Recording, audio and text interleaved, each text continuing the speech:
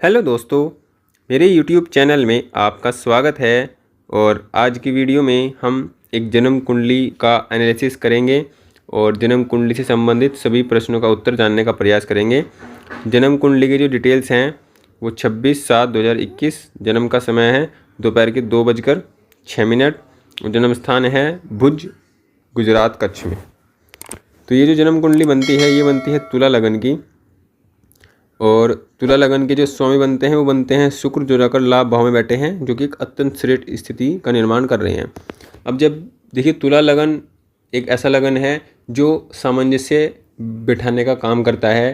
मतलब पूरे जीवन में हर प्रकार की समस्याओं को, हर प्रकार की खुशी को, हर प्रकार के दुख को, हर प्रकार की अच्छाई को, बुराई को, हर चीज़ में बैलेंस बिठाने का काम ये करते हैं। तो एक अच्छा बैलेंस जीवन इनका होता है, और किसी भी से ना लड़ते हैं ना झगड़ते हैं, सबसे इनकी बातचीत मतलब रहती है, और किसी से ये रिश्ता एकदम ख़त्म नहीं करते हैं, किसी से एकदम ये बात बहुत अच्छी, बहुत गहरे तक नहीं रखते हैं। बहुत बैलेंस बनाकर ये चलने वाले होते हैं। मतलब इनके व्यक्तित्व में ही बैलेंस बनाकर चीज़ों को चलने का एक गुण होता है। और लाभ भाव का जो लगन का स्वामी है वो लाभ भाव में है, तो ये अच्छी स्थिति है कि जीवन में लाभ जरूर प्राप्त होगा, अनवरत लाभ होगा, लगातार लाभ प्राप्त होता रहेगा। तो जीवन में लाभ की कमी नहीं होगी और धन की कमी नहीं होगी, क्योंकि शुक्र धन का स्वामी है, सुख का स्वामी है। और शुक्र जैसा ग्रह जब लग्नेश होकर लाभ भाव में बैठे तो जीवन में समस्त इच्छाओं की पूर्ति करने का काम ये करता है।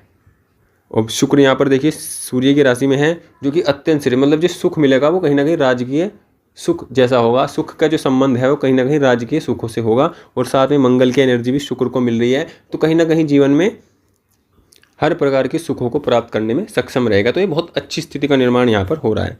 पंचम स्वामी की बात करते हैं, वो बनते हैं शनि, जो जाकर खुद की राशि में चतुर्थ भाव में बैठे हैं।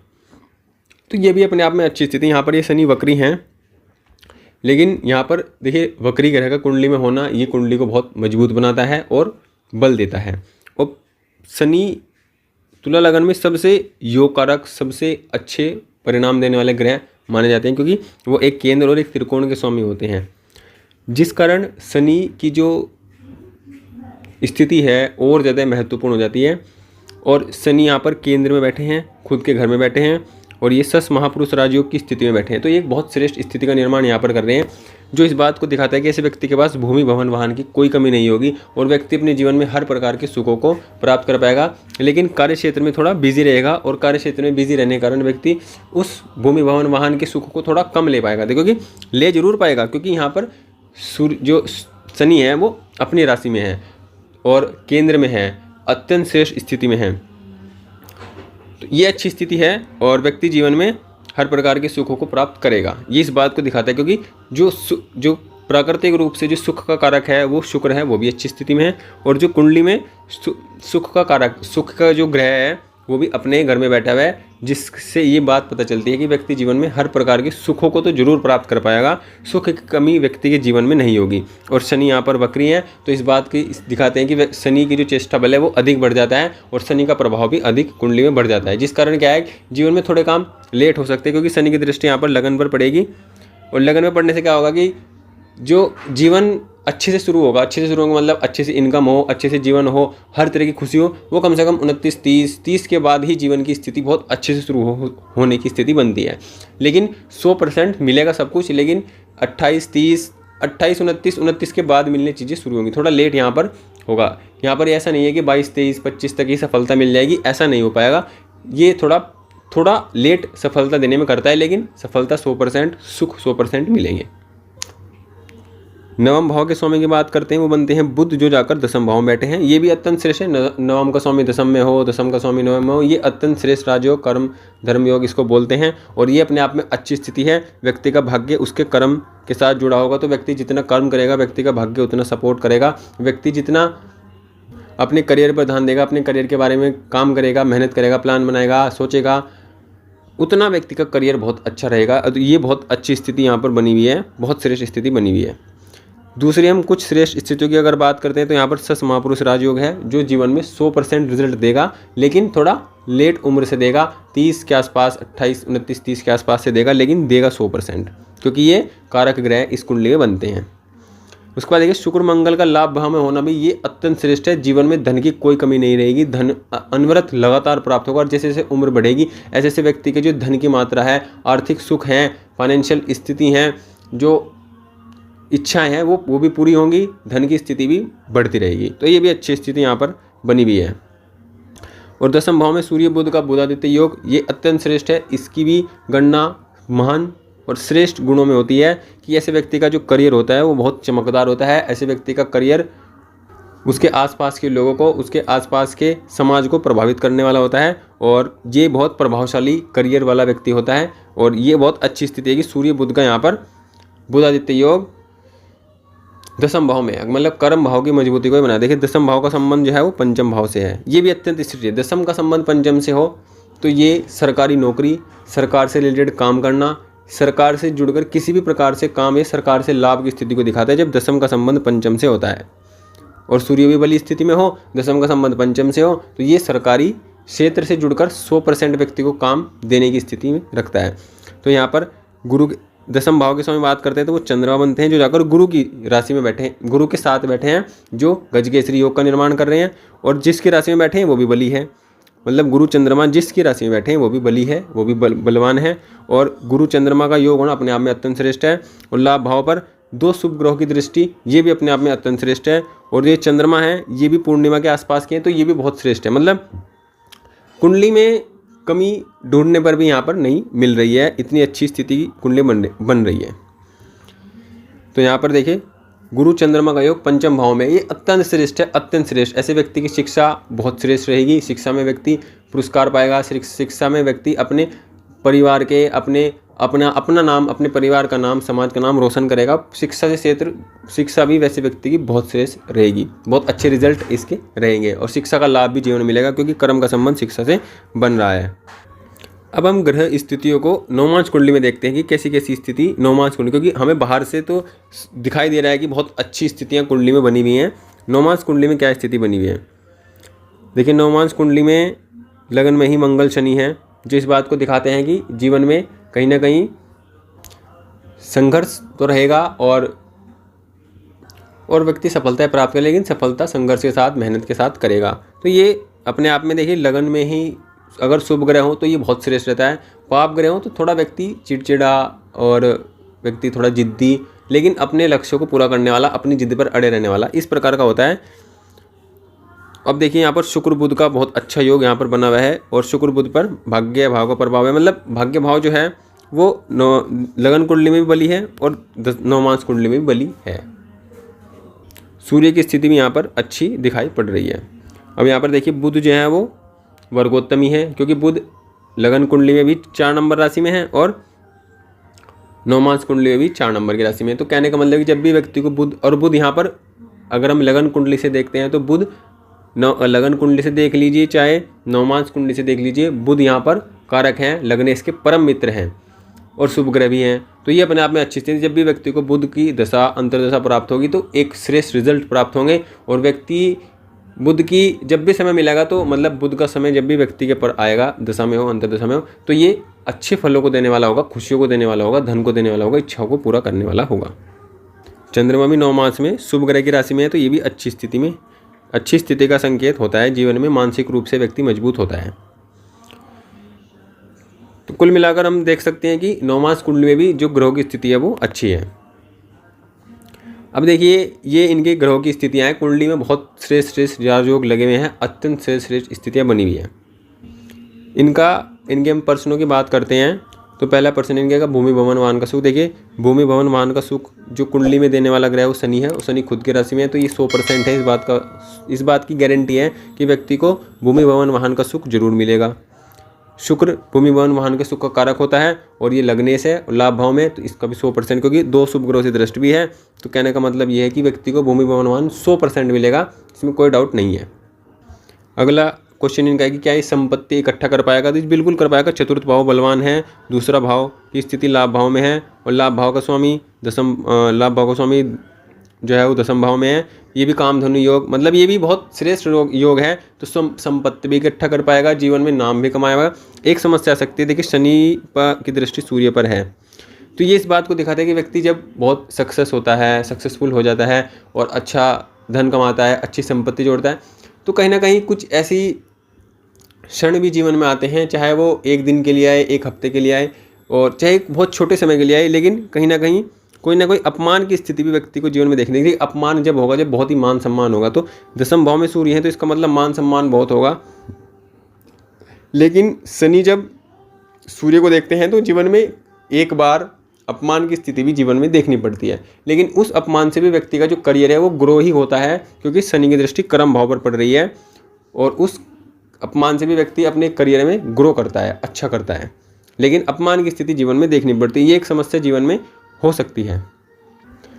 अगला जो इनका सवाल है वो शिक्षा को लेकर है। देखिए शिक्षा के मामले में भी स्थितियाँ अच्छी हैं, ग्रह स्थितियाँ अच्छी हैं। शिक्षा का कारक गुरु ये कुंभ राशि में है। देखिए कुंभ राशि में जब भी गुरु होता है, देखिए गुरु ज्ञान की, जो कुंभ राशि है वो ज्ञान की राशि है, दार्शनिकता की राशि है, और गुरु भी ज्ञान के ग्रह हैं, आध्यात्मिक ज्ञान के ग्रह इनको मानते हैं, सुख के भी ग्रह हैं, धन के भी ग्रह हैं। लेकिन विशेष रूप से जो आध्यात्मिक सुख है, आध्यात्मिक जो ज्ञान है, शिक्षा है, उसका कारक यहाँ पर गुरु होता है, और गुरु अच्छी अवस्था में है। कुंभ राशि में गुरु बहुत श्रेष्ठ फल देते हैं, व्यक्ति को बहुत ज्ञानी बना देते हैं, बहुत विवेकशील बना देते हैं। तो ऐसे व्यक्ति की शिक्षा 100% बहुत अच्छी होती है। चंद्रमा में यहीं पर है, तो व्यक्ति का मन भी शिक्षा से अलग नहीं भटकेगा, और व्यक्ति शिक्षा पर पूर्ण फोकस होकर काम करने वाला होगा। हालांकि मंगल की दृष्टि, शुक्र की दृष्टि है, तो शुभ ग्रह का प्रभाव है, शिक्षा का बहुत अच्छा प्रभाव रहेगा। अगला इनका सवाल है, क्या ये डॉक्टर बन पाएंगे? देखिए डॉक्टर की स्थिति, ये छठा भाव है। छठा भाव, डॉक्टर का जो काम होता है वो दूसरों के दुख को हैंडल करना होता है, दुख से ट्रीट करना होता है, दुख, क्योंकि डॉक्टर का जो काम होता है दूसरों के दुख से जुड़ा हुआ होता है। तो ये छठा भाव दुख का भाव है। अब दुख का संबंध शिक्षा भाव से जरूर बन रहा है, तो ऐसे व्यक्ति को दुख से रिलेटेड, मतलब मेडिकल से रिलेटेड या लॉ हो गया, मतलब LLB, दूसरों के दुख से संबंधित जो शिक्षा है वो प्राप्त करनी चाहिए। और सूर्य का संबंध भी डॉक्टर से होता है, तो कर्म भाव का संबंध जब सूर्य से है और व्यक्ति को जीवन में मान सम्मान बहुत मिलने वाला है, ये इस बात की पुष्टि कर रहा है। तो व्यक्ति जीवन में 100% डॉक्टर बन सकता है, क्योंकि छठे भाव का संबंध जो है वो पंचम भाव से बन रहा है, जो कि बहुत अच्छी स्थिति है। अगर डॉक्टर जैसी फील्ड, मेडिकल जैसी फील्ड में व्यक्ति जाना चाहता है तो बहुत अच्छा काम कर सकता है, बहुत लोगों के लिए बहुत श्रेष्ठ काम कर सकता है। शुक्र मंगल, देखिए शुक्र कहीं ना कहीं, शुक्र का सूर्य की राशि में होना ये भी इस बात को दिखाता है कि शुक्र को भी मेडिकल लाइन से जोड़कर देखा जाता है। तो कहने का मतलब है कि डॉक्टर बनने की बहुत सारी स्थितियाँ कुंडली में बनी हुई हैं। नवमास कुंडली में देखते हैं, पंचम भाव में सूर्य का होना ये इस बात को दिखाता है, या बुध की राशि में सूर्य का होना ये इस बात को दिखाता है कि व्यक्ति जीवन में अगर मेडिकल लाइन से जुड़े तो ये बहुत अच्छा रहने वाला है। दशमांश की बात करते हैं। देखिए दशमांश में दसम भाव बहुत बली है, क्योंकि दसम भाव का स्वामी दसम भाव में बैठा है, ये अत्यंत श्रेष्ठ है। यहाँ पर बुध नीच राशि में बैठा हुआ है, ये एक समस्या हो सकती है। देखिए नीच राशि में है, लेकिन ये मंगल से दृष्ट है, तो ये इसका प्रभाव जो है वो नीच राशि का प्रभाव, इतना प्रभाव यहाँ पर नहीं रहेगा। कहने का मतलब है जो कर्म है, और ये कर्म का धन है, कर्म तो कर्म से लाभ मिलने में समस्या हो सकती है, लेकिन कर्म व्यक्ति का यहाँ पर बहुत श्रेष्ठ रहने वाला है। दसम भाव का समय दसम भाव में है, तो जिस भी क्षेत्र में व्यक्ति काम करेगा, कर्म करेगा, उसमें बहुत उसका दबदबा, नाम, पद प्रतिष्ठा रहेगी। और देखिए मंगल का संबंध यहाँ पर भी पंचम भाव से बन रहा है। तो देखिए लगन कुंडली, नवमास कुंडली में सूर्य का संबंध है पंचम भाव से, और दशमांश में मंगल का संबंध है। तो मेडिकल क्षेत्र से आप जुड़कर पढ़ाई कर सकते हैं, मेडिकल क्षेत्र से जुड़कर आप जा सकते हैं। और सूर्य से बुध का योग, सूर्य बुध का योग होना कुंडली में इस बात को दिखाता है कि व्यक्ति अपने जीवन में एक सफल डॉक्टर बन सकता है या चिकित्सक बन सकता है, इस क्षेत्र से जुड़कर काम कर सकता है, और बहुत आसानी से व्यक्ति अपने जीवन में इस क्षेत्र में जा सकता है। अब हम बात करते हैं देखिए इनकी दशा की। देखिए दशा की बात करते हैं तो वर्तमान में इनको जो दशा चल रही है वो राहु की चल रही है। अब तुला लगन के लिए राहु की दशा, देखिए राहु की दशा चाहे किसी के भी लिए हो, लेकिन कष्टकारी तब होती है जब व्यक्ति शिक्षा के काल में हो, क्योंकि शिक्षा के काल में व्यक्ति के मन में भटकाव की स्थिति अधिक बनती है। और राहु जैसा ग्रह उच्च राशि में है, मजबूत स्थिति में है, अष्टम भाव में है, ये व्यक्ति को भटकाने का काम तो करता है, तो शिक्षा में कहीं ना कहीं प्रॉब्लम दे सकता है। लेकिन यहाँ पर शिक्षा का जो भाव बहुत मजबूत है, और राहु भी यहाँ पर रिजल्ट अच्छा देने वाले ग्रह हैं, फायदा देने वाले ग्रह हैं, नुकसान देने वाले ग्रह यहाँ पर नहीं है।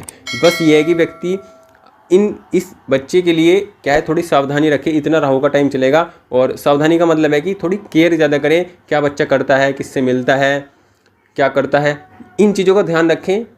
बस बच्चे पर थोड़े केयर को बढ़ाएं। जैसे राहु का टाइम चलेगा, इतना बच्चे पर केयर को बढ़ाएं तो ये अच्छा रहेगा। व्यक्ति अगर अपने ही काम में लगा रहेगा, अपने ही अगर वो किसी ऐसी संगत में नहीं पड़ेगा तो ये बहुत श्रेष्ठ काम को जीवन में कर पाएगा। अदरवाइज़ राहु यहाँ पर कहीं ना कहीं भटकाने का काम तो करते हैं, लेकिन फिर भी कुंडली में बहुत अच्छी दम है, बल है, जिसके कारण व्यक्ति अपने जीवन में लक्ष्य को प्राप्त तो कर पाएगा। राहु के बाद इनको गुरु की दशा मिलेगी। देखिए गुरु का संबंध पंचम भाव से है और गुरु षष्ठेश हैं, तो कहीं ना कहीं गुरु की दशा में इनको चिकित्सक जैसी फील्ड में, चिकित्सा जैसे मतलब लाइन में सफलता मिलने के पूरे पूरे योग यहाँ पर बने हुए हैं। गुरु का संबंध शुक्र से भी है, तो धन योग की कमी जीवन में नहीं होगी। मतलब इस पेशे से जुड़कर अगर काम करेंगे तो जीवन में धन की कमी भी नहीं होगी।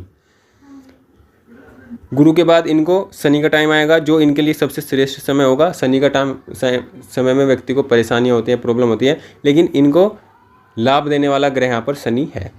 तो दशाओं का सपोर्ट भी यहाँ पर देखिए, गुरु की दशा कारक दशा तो नहीं है, लेकिन गुरु की स्थिति है कुंडली में वो अच्छी है, जिस कारण गुरु भी यहाँ पर कोई बहुत बुरा प्रभाव देने वाले नहीं। लेकिन उसके बाद शनि बुध, उसके बाद जो व्यक्ति को दशाएं मिलेंगी वो सपोर्ट मिलेंगी, मतलब अनुकूल दशाएं मिलेंगी। गुरु की दशा यहाँ पर अकारक तो रहेगी।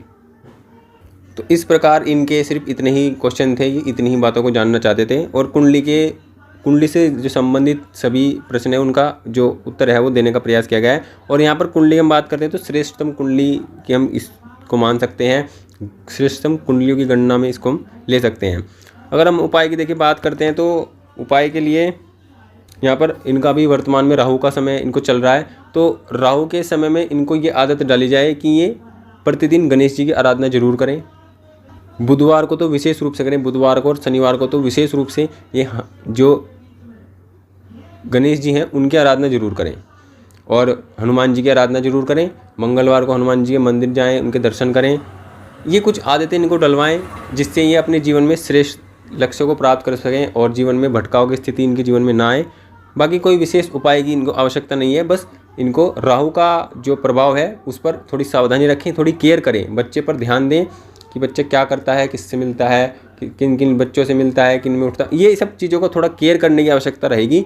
बाकी हनुमान जी और गणेश जी की आराधना करें, बाकी कोई विशेष आवश्यकता नहीं है किसी भी विशेष पूजा की, विशेष यहाँ पर रत्न की, विशेष उसकी। और सूर्य को डेली जल देने का काम कराएं, मतलब नित्य मतलब प्रतिदिन सूर्य को जल दें, एक ये भी काम करें। किसी कर्म भाव मजबूत होगा, लाभ भाव मजबूत होगा, और जीवन में मान सम्मान पद प्रतिष्ठा की स्थिति भी बनने की स्थिति रहेगी। तो कुंडली अत्यंत श्रेष्ठ है और कोई बहुत बड़ी प्रॉब्लम कुंडली में नहीं है। प्रॉब्लम यही है कि राहु की दशा है जिस पर बच्चे पर ध्यान देना बहुत ज़रूरी है। बच्चे की एक एक जो उसकी एक्ट है जो वो करता है बस उस पर ध्यान रखिए, बच्चे की एक्टिविटी पर ध्यान रखिए। इससे आपको ये पता लगेगा कि बच्चा भटकता है या नहीं भटकता है बस, और इससे फिर आप अपने बच्चे को सही मार्ग पर लाने का काम खुद कर सकते हैं। क्योंकि बच्चे का अगर माता पिता को पता होगा कि बच्चा क्या करता है क्या नहीं करता है, तो बच्चा फिर भटकने की संभावना कम रहती है, क्योंकि राहु व्यक्ति के ऐसे काम, वैसे ऐसे लोग, ऐसी संगत देने का काम करता है। तो कुल मिलाकर इस प्रकार की स्थिति कुंडली की बनी हुई है।